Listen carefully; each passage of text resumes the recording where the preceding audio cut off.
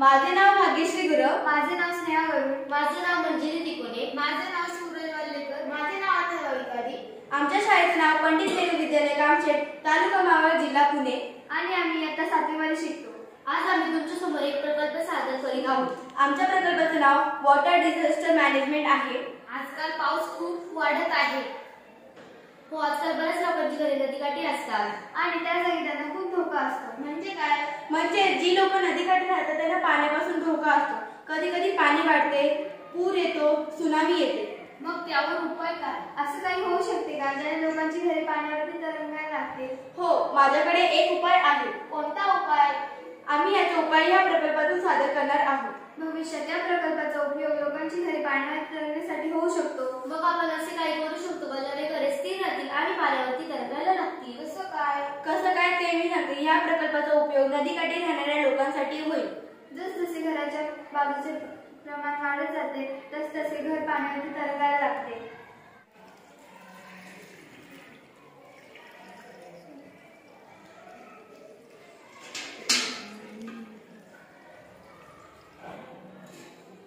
तुम्ही पाहू शकता जसे जसे पाण्याचे प्रमाण वाढत जाते तसे तसे घर सुद्धा जमिनीपासून वेगळे होत जाते आणि जमिनीपासून आणि घरापर्यंत किती जास्त गॅप आहे तुम्ही पाहू शकता.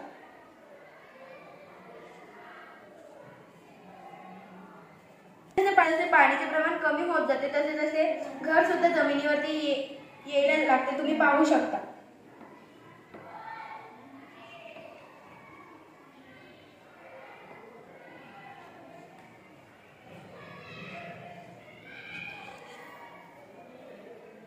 एसी ब्लॉक सिमेंट आणि लाईम या पदार्थापासून बनवला जातो.